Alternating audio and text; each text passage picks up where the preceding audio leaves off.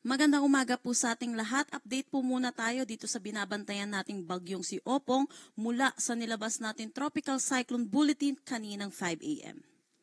So itong si Opong ay nananatili sa Severe Tropical Storm category. Huling namataan kaninang 4 a.m. sa line 440 kilometers east ng Giwan, Eastern Samar. May lakas na hangin na 110 kilometers per hour at pagbugso na umaabot ng 135 kilometers per hour.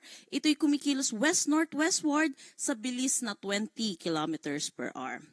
Samantala, meron pa rin naman tayong southwest monsoon na nakakaapekto lalo na dito sa western section ng ating bansa. Ito rin inaasahan natin, magdadala rin po ito ng mga pag-ulan, lalo na occasional rains, yung mga pagbugso ng pag-ulan dito sa may Zambales, Bataan at Occidental Mindoro. Dito sa Metro Manila, inaasahan natin magiging makulimlim ang ating panahon ngayong araw at inaasahan din natin yung mataas na tsansa ng mga pag-ulan pero hindi naman po siya yung kasing same intensity ng mga nakaraang araw po nating pag-ulan.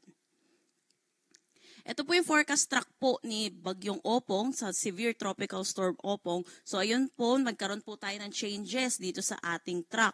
Pero dito po nakikita natin, mag-intensify siya into a typhoon category ngayong araw. At lalapit po ito bilang typhoon dito sa may Eastern Visayas. So inaasahan po natin, mataas ang tsansa po ng mga pag-ulan, mataas na volume ng pag-ulan, lalo na po dito sa may Northern Samar at Eastern Samar. Nakikita din natin dito sa ating forecast track ang paglandfall niya po somewhere dito sa may Bicol region at kung makikita din natin, severe tropical storm na lamang po siya or bahagya siyang hihina dahil sa interaction niya sa ating kalupaan habang palabas po siya ng ating kalupaan. So nakikita din natin, by Saturday 2 a.m. nasa labas na po siya ng kalupaan natin. At dito din po, mag-i-intensify po siya ulit into a typhoon category habang palabas na ng ating Philippine Area of Responsibility at palayo na.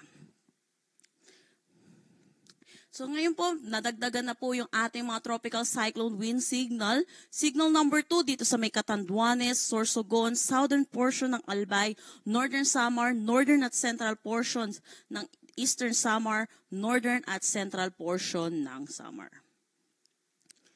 Signal number 1 naman po dito sa rest of Albay, Masbate, kasama na Antigua Islands at Burias Island, Camarines Sur, Camarines Norte, Marinduque, Romblon, Oriental Mindoro, Occidental Mindoro, kasama na ang Lubang Islands, Calamian Islands, Quezon, kasama na ang Polillo Islands.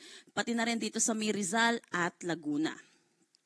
Signal number 1 din dito sa may Batangas, Cavite, Aurora, Metro Manila, Bulacan, Nueva Ecija, Tarlac, Pampanga, Zambales, Bataan, central portions ng Isabela, Benguet, southern portion ng Ilocos Sur, La Union at Pangasinan.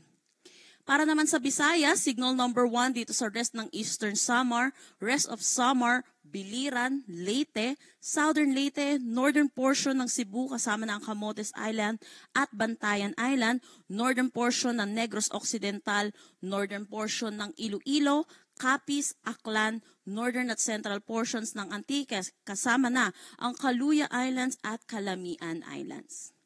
Para naman dito sa Mindanao, signal number 1 dito sa may Siargao Island, Bukas Grande Island at Dinagat Islands. So nagtaas po tayo ng signal number 1 para makapaghanda po ang ating mga kababayan. Hindi pa po natin mararanasan itong mga hangin at mga pag-ulan ngayong araw na dala po neto ni Opong. Pero ito po, naglabas tayo ng signal number 1 na may lead time na 36 hours para makapaghanda po tayo sa mga nabanggit ko pong lugar.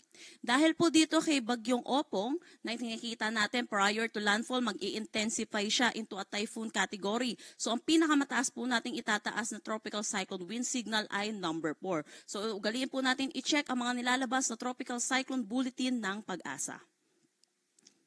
Para naman sa magiging ulan na dala neto ni Bagyong Opong, sa ngayong araw inaasahan natin ang 50 to 100 millimeters of rain dito sa may Leyte, Biliran, Southern Leyte at Dinagat Islands. Southern Leyte naman po ay Sorsogon, Northern Samar, Eastern Samar, Samar at Masbate. Inaasahan po natin ang 100 to 200 millimeters of rain.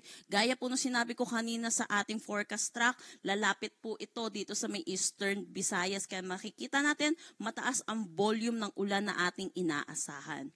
Dito naman po sa western section